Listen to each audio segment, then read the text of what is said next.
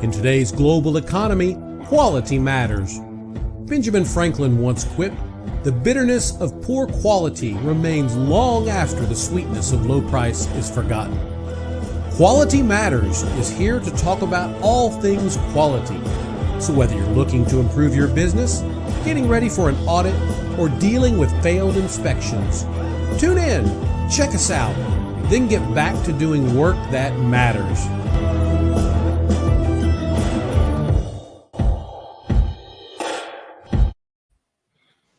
Hello, welcome back to the Quality Matters podcast, brought to you by Texas Quality Assurance, where quality management gets simplified.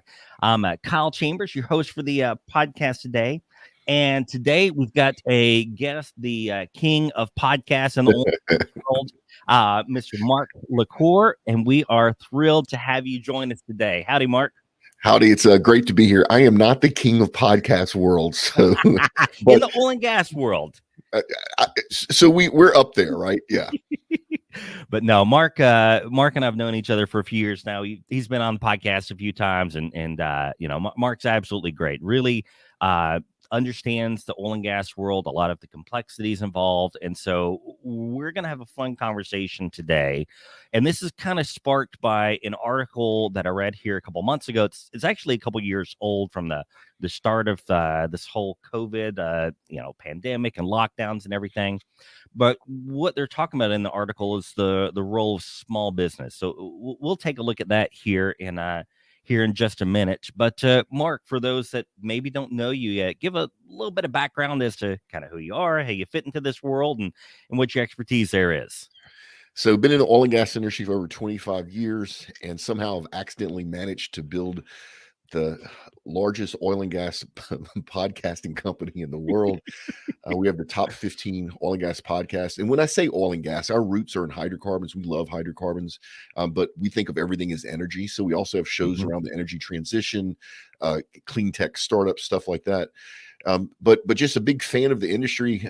It's one of the most important industries to mankind, and just love to get out there and tell the stories of what we're doing out there. And it's just, thank you for coming on. Let me come on the show to tell the story once again in another avenue here. So good stuff, Kyle. Awesome. Well, here, I'm going to jump right over, and we're going to take a look at this article that I'm talking about, just so we all got kind of some good context. So again, this is something I found here a couple months ago. It's from Small Business and Entrepreneurship Council, but this was written again in April of 2020. So we're talking about kind of early in this whole mess, long before Ukraine and Russia and the world got as crazy it is today. But it was still pretty crazy then too. And what they're digging into is the role of small business in the oil and gas world. So some fun details, like, we work with tons of small companies at Texas Quality Assurance. We work with tons of small businesses in and around the oil and gas and energy industry. And I know how many folks are small business are in there, but I'll be honest with you, I was even shocked by this. So they're talking, look here, for oil and natural gas extraction, the size of firms by number of employees. And for folks listening to this and not watching the video, there will be a link to the show notes to the article here. But companies with less than 500 employees make up 98% of the firms in natural gas extraction. And now, Mark, this can't be right. Surely it's Exxon and Shell and BP are like doing everything, right? No. So here in the U.S., most of the hydrocarbons, most of the oil and gas that's produced is produced by small independent operators, just like the numbers you have on the board. What's happened, Kyle, is the press likes to talk about Exxon and Chevron and BP and Total, right? Right. But the truth is, when you look at the U.S., most of the production is done by independent operators. It's around 90% of the actual hydrocarbons produced are produced by companies other than the super majors. Now you go globally, and it's a different story. But there's a whole bunch of things that tie into these smaller companies that the general public just doesn't understand. And I got a feeling you and I are going to talk about some of that. Well, yeah. So when we talk about oil and gas, there's obviously a lot of requirements come along, compliance standards from things like the ISO 9001, the API Q1, Q2 standards, which we've talked about a lot here on the podcast. But then there's no shortage of safety requirements, environmental compliance requirements. But then it goes way beyond into all sorts of different bureaucratic issues and regulations that no one has any idea about. So I thought this would be a fun opportunity to shed just a little bit of light onto what all of these regulations, which I think for the most part are good, but the impact that they have, not just on Exxon and BP and these folks, but on literally your neighbor next door, either operating or working for one of these small businesses that makes up 98% of the folks out there doing extraction. Yeah, it's so what happens is smaller companies, and you and I both know this, you and I both run small companies. Smaller companies, when we have to compete with larger companies with regulations, we're at a disadvantage. We don't have as much capital. We don't have 13 lawyers sitting in a room waiting to fight some of this stuff, and at the same time, we got to keep moving forward. We don't have time to stop and protest or fight. We just have to keep moving. And it hurts the industry. Now, don't get me wrong. To your point, there's a lot of rules and regulations that are there that protect the people, the environment, things like the reservoirs, the aquifers, all that stuff. All that is super important. But when you have large political organizations like what's like our current leadership here at the federal government that don't like the industry, what they don't realize is they're not hurting Exxon and Chevron. No, they're hurting literally people that are paying taxes that live in your local community, that go to your local church, right? Yep. And it's nobody ever thinks of that because everybody thinks that the oil and gas industry is run by the super majors. And here in the US, like we said, it's not. It's not.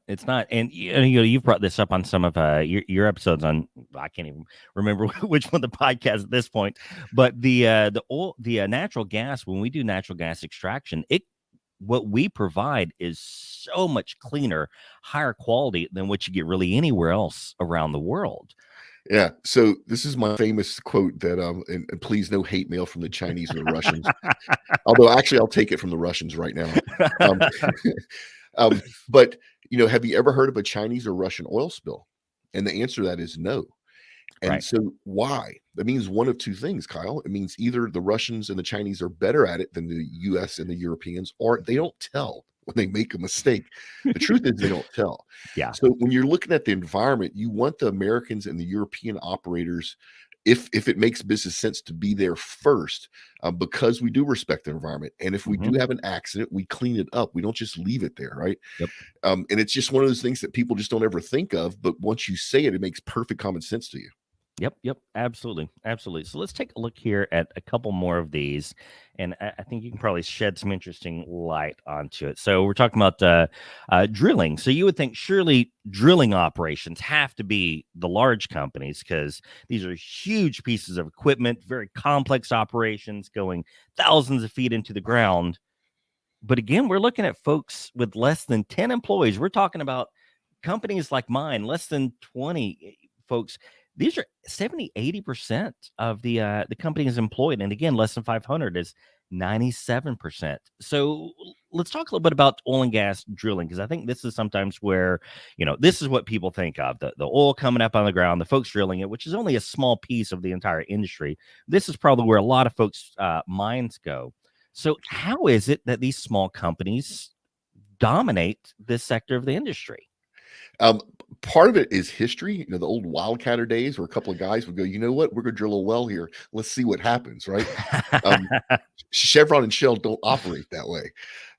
But part of it is actually efficiencies. So a small drilling contractor is much more nimble than a large one. Now, everything I'm talking about now, I'm talking about on land. It's different when you go offshore, right? Sure. But on land, a small drilling contractor is more nimble.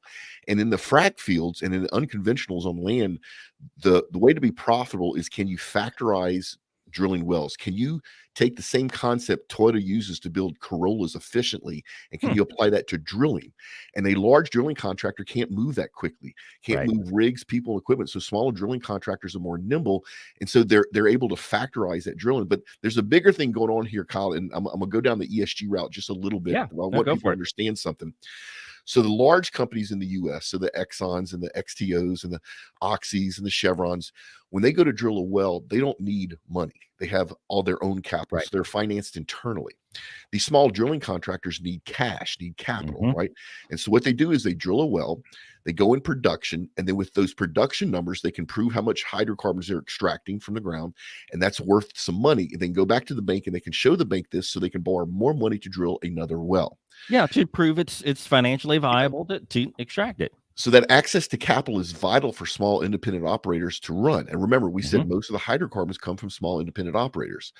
Well, in the last couple of years with the emergence of ESG, environmental social governance, a lot of investors have shied away from investing in oil and gas companies. Number one, from the public perception, they don't want to be connected to dirty oil. But number two, and this is actually kind of rightly so, they want to make sure the operator is meeting their ESG goals before they invest money in there. Right. Well, that's caused a constraint in drilling because there's no access to capital. Yeah. So when you go to the pump this week and you're complaining about the high pump prices, understand that the investment companies that are trying to follow ESG investment rules aren't investing capital, and that's why the independent operators aren't drilling right now.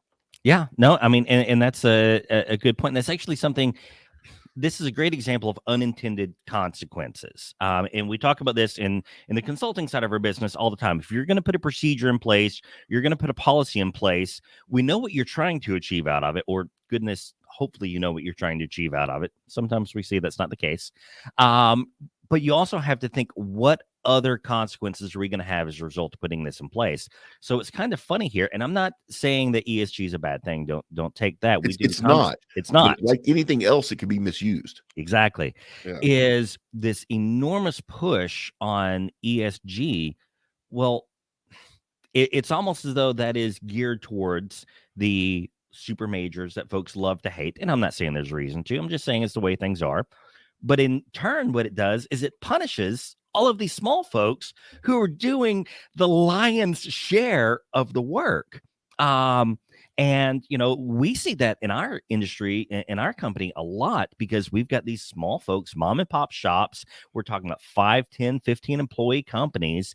And I've been dealing with it the last 2 weeks. I had someone call me, say, hey, Kyle, we've got an audit coming up. They supply equipment for the oil field. And he's like, hey, our customer says they got an audit coming up. Here's a checklist they got. And I'm like, man, they're doing a Q1 audit on you. Do you have any of the stuff for it? And he said, no. And then he showed me the other stuff they're looking for. And they're wanting copies of their electrical bills, how much water they've used. They're going into all this stuff. And he's just scratching his head like, we just ship y'all equipment. Why do you need this? But it's an unintended consequence of this big push through the industry. And really, folks need to understand that, like it or not, these things are coming. So do you have any advice on how smaller folks can adapt and things they need to be aware of that are coming at them? Again, most of our audience is small business operators. Yeah, I'm right there with y'all. Like I said, I run a small business too. It's interesting. So, the big guys can have a staff of ESG experts, of scientists, of lawyers, of people that understand, the federal government, lobbyists, all that. You and I can't, right? So it's really hard for small companies to compete in that arena. One of the things I've seen, Kyle, and when I say lately, I mean literally this year, is I've seen small companies band together and then take their buy-in power, band it together, and hiring a company to help them with ESG, right? So instead of them bearing the cost alone, because the work, actually it's a good question for you, Kyle, because you're one of the companies that would be doing some of that work. If you had two companies that were very similar and they came to you and they wanted to bundle a price, the work you're doing for company A and B is going to be different, but a lot of it's going to be so similar that there probably is some cost savings, right? No, there really would be. I mean, so just thinking about, again, let's take a mom and pop shop. They're going from, we've done the work for 10, 20 years, but we really haven't documented much. So we've got what we call our jumpstart compliance. And basically, we're going to go through, analyze your business processes. What are you doing? We're going to write your documentation. We're going to get your policies, manuals in place, do a little bit of training and say, hey, here you go. When you're ready to get certified, give us a call, but this should get you by for now. To do that for two similar companies, I mean, we're probably talking about, honestly, 10 to 15% extra effort on our part. To really customize and tweak it for these folks. So no, it really is. It would be a absolute fantastic cost savings if folks were willing to work together towards a common goal. Yeah, and so I've seen that pop up lately, which I think, to your point, I think is really cool. I think it's also part of the gig economy, right? I don't need an phase one environmental expert on my staff at all time. I need him for No. 2 hours a year, Mhm. right? And so I just think it's a great concept. Yep. The other thing is, I would like to see more states help support the small business, including the small business in oil and gas, with some of these federal regulations. The Yeah. state of Texas and the state of Oklahoma actually do a pretty good job with that. Here in Texas, our railroad commissioner, and don't get me started on why it's called the railroad commissioner, but that's who regulates the oil and gas Yeah. industry in Texas. And they actually do a good job with the small operators, helping them be able to go to court when needed, like a larger operator, right? Yep. And so I think that's good too. But bottom line is, as a small business, you just don't have the resources, so No. you have to pick and choose which one of these battles or which one of these undertakings you're going to fight. Yeah. And unfortunately, sometimes you have to go down that route and spend resources, money on stuff that doesn't help your business. Yeah. Yeah. Well, last year we saw a massive uptick in health and safety, right? So we typically do when we do consultation work, it's for the quality management standards. We're talking about 9001, Q1, Q2, but all in the quality realm. Last year, we did twice as much work on safety and environmental as we did quality. And ESG was a big reason why, because there's no common ESG metric out there, unfortunately. But if you can show that you've got a quality program, a health and safety, and environmental program, and then show a little bit about some HR side of things on your business, correct me if I'm wrong, you're going to check 80-90% of those ESG boxes just by running a well-documented good business. 100%. And not only are you going to check most of those boxes, you're going to be so far ahead of all your competitors. Because I'm telling you right now, most of them, if they have anything, it's paper not filed correctly in some filing cabinet in a warehouse somewhere that somebody's going to have Never seen it. Yeah. So yeah, it's cool. And then the other thing though, Kyle, from a small business point of view, so we follow a lot of ESG metrics here. We actually track our CO2. We actually mitigate that. We have a very strong safety component. Now, we're a podcasting company, so having a strong safety practice in a podcasting company is much easier than the guys out there hitting hammer unions and slinging chains and tongs, right? But one of the things that I found is it actually runs a more efficient business. So everything we just rattled off sounds like it's an overhead, like it's a burden to your business. I'm telling you, when you get all this stuff cleaned up and organized and documented, your entire business is more efficient. You're selling the work we do for me. Kyle did not pay me to say any of this. No, it's honestly, it's the truth. When you document the good best practices that you've learned, it goes a long ways. And these are ways that our smaller companies that are out there can stay competitive with larger folks in the industry. Because I think we all agree that small business is and has been the backbone of our nation's economy, and even the super majors. How much work does Exxon actually directly do versus, I'm just saying Exxon because it's the first one that comes to mind, but any of these, how much work do they actually do, and how much work do they then subcontract out to everyone else? So you'd be surprised how much is subcontract out to other people's for a couple of reasons. One is mitigation of risk, right? One is domain expertise. So in Exxon's case, we'll pick an offshore facility for this example. Exxon does all the exploration and production. They do buy some subsurface data from third-party providers. Their engineers, reservoir engineers, petroleum engineers, then do the calculations to see if the hydrocarbons are recoverable. Then they go test it. So they have to rent a drill ship. Exxon owns 0 drill ships. So they rent one from somebody called like Transocean, and then they crew it. There's only one Exxon person on that entire rig, and he's called the company man, right? Everybody else is contractors. Yep. The contractors drill. Exxon people come back and determine if they want to go in production with that well, if it makes financial sense. And if they go in production, it's another whole drill ship, another whole group of contractors that Exxon rents to go in production. And then at that point, they need to take those hydrocarbons, once they separate the water and sand out, attach it to an underwater pipeline to bring it back to shore. Another group of contractors does that.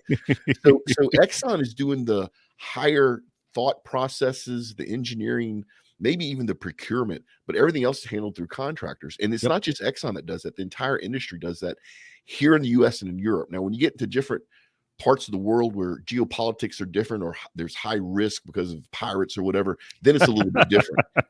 Yeah. But that's a whole other fun conversation.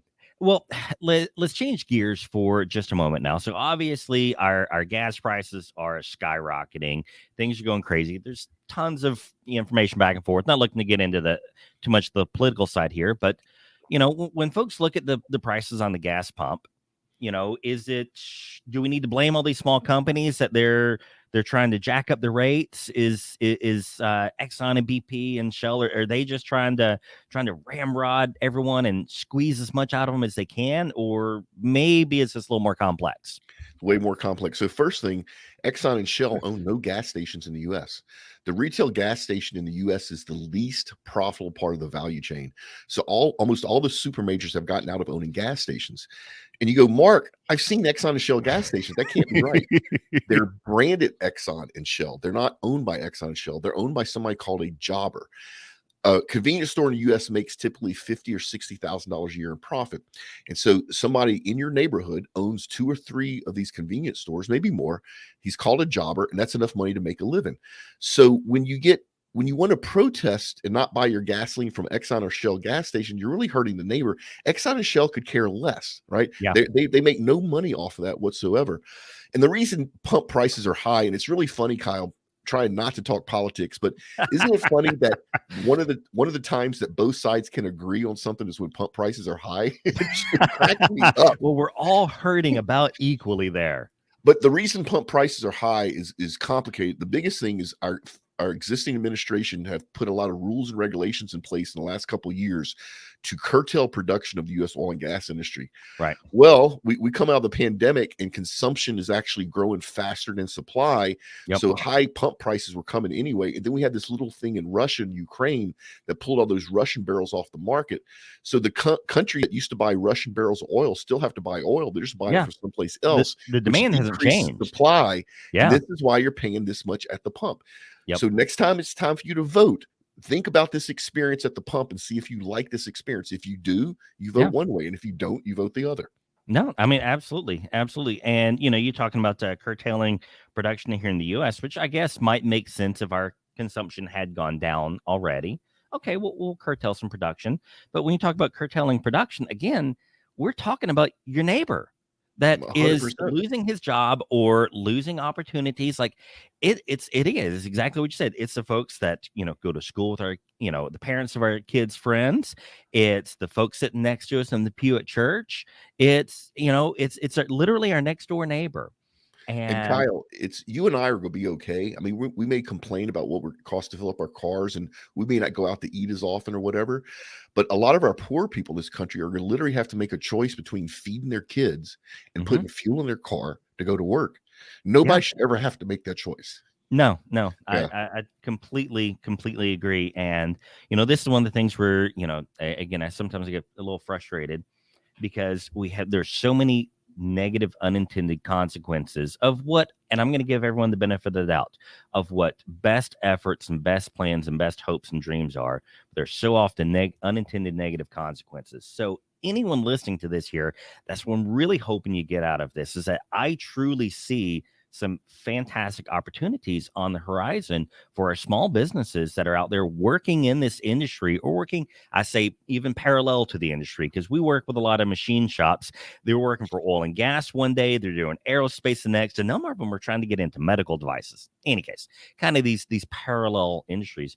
There really is a lot of good opportunity to make improvements to your business, to meet these requirements that everyone else is really struggling with. So once the world unravels some of the craziness we're going through, which it's always managed to unravel itself, there's really a lot of fantastic opportunity here if folks can simply document the good best practices they have, kind of like what you were talking about there, Mark. So maybe we can finish up on that point. I know y'all had an ESG podcast. It's just a hugely popular topic that you guys have right now.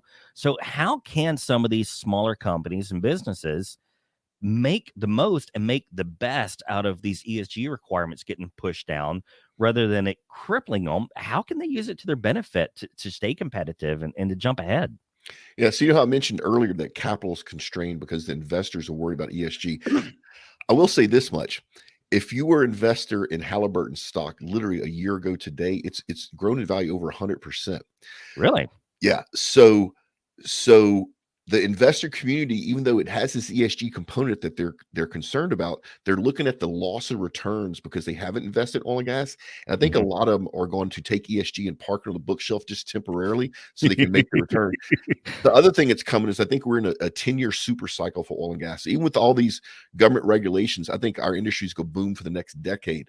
But to get back to answering your question, one of the best things you can do is literally, because there is no guidelines, because ESG means different things to different people, pick a couple of big things, right? Pick your safety record. Pick the way you measure your impact to the environment. There's a lot of online tools if you're worried about CO2 that will help you estimate your CO2 emissions as a company. And then you can turn around and mitigate it. So we do that here at OGGN. Kyle, it costs me $25 a month. I'm paying a company that plants trees on OGGN's behalf using a ratio based upon our company's CO2 emissions, and that includes things like air travel. So I can document and show that I am net zero. Now, do I believe that's a big deal really for the planet? No. Right. But is it something that will help me do business far ahead of my competitors? Because I know none of them are mitigating their CO2. Yes. And if I'm wrong about its impact to the environment, I'm covered. Right. Yeah. So you, by using some modern technologies and tools, you can still accomplish some of the things that just a few years ago a smaller company couldn't. And then we talked earlier about finding people that are not competitors, but that are in the same space that you are and banding together. Go on LinkedIn, find a company that is close to what you do. And then reach out to them and go, look, do you have the same problem with water quality? Or do you have the same problem with documenting training hours or whatever? Yeah. And if you come together, then you can approach somebody like your company, Kyle, and go, look, we have a package here, which then allows me and the other company to both afford something that normally we couldn't afford. I think, taking the potential gains for my company out of the equation, I think it's a fantastic idea. I would absolutely love to be able to jump in and partner with someone and say, hey, let's share the cost on this and both reap a reward that neither one of us could have reaped anyways. Right. And I know some people are saying, well, Kyle, doesn't that mean I need to help my direct competition succeed? Yes, that's not a bad thing. Competition in a marketplace is not a bad thing. That drives innovation, that drives new ideas. And I'll be honest with you, we do tons of work with other consultants. We've got one right now. We just did a job for him last week, and he's doing another one for us next month. There can be a very reciprocal relationship here. Yeah, if you get to know your competitors, there's probably one or two spaces that you really are fiercely competitive on. You'd be surprised that the rest of it you're not. Yeah. And so you can actually help each other. There's hundreds of other oil and gas and energy podcasters out there now. We were the first, but I see none of them as competition. They're like family, right? Yeah. We're all trying to do the same thing. And so I give a lot of help away because it makes me feel good to help other podcasters. So to your point, yes, even look at maybe talking to your competition and partner up on stuff if it makes sense. No, I think this is all great stuff. So, Mark, I'm really glad you came onto this. You got some really fun, fascinating insights. And while Texas Quality Assurance, we've got the little pump jack on the logo, because that's kind of our roots from where we started. But we're not an oil and gas company. I'd say probably 40% of our customers are in that space. But we work directly with small business, and that's our focus. And small business is what dominates so much of the work done in this industry. So really, really appreciate you coming on here. Any final thoughts or words of encouragement for folks out there? Yeah, so everybody in the industry, we've been through hell in a handbasket the last 7 years. Amen. It's coming back, and it's coming back strong. And even our political belief system here in Europe cannot withstand market forces. So, everybody out there that has struggled and ground to literally to want just to quit, don't. We're in a good place. Like I said, I think we're another 10-year super cycle. There's so much new technology and new processes coming in the industry. It's an exciting time to be in the industry. So I know pump prices are high, everybody, but that will all, like Kyle said, that will all fix itself soon. Just keep turning it to the right, and we're all in a good place. No, awesome. Thank you, Mark, for coming on. Very much appreciate it. And so, give me a second here. We're on a little new setup, so I got to find the right button to push. So yeah, basically, if you have enjoyed today's show, if you find some value in what we're doing, hopefully a load of encouragement, some ideas on how you can improve your business and stay more successful, be sure to subscribe and comment, review the podcast. You can find us on iTunes, Spotify. We're even on Audible now. I bet you didn't know that Audible has podcasts. They got tons of them out there where we're even on Audible. And if you want to support Texas Quality Assurance and the work that we're doing, check us out on the website, texasqa.com. Find us on LinkedIn. Find me. I'm Kyle Chambers. Comment. Let's talk. I'm happy to answer any questions you have. Number one concern is helping our small business companies out there driving quality and making certain that this is something that is of value in and out of the workplace. Y'all have a great day.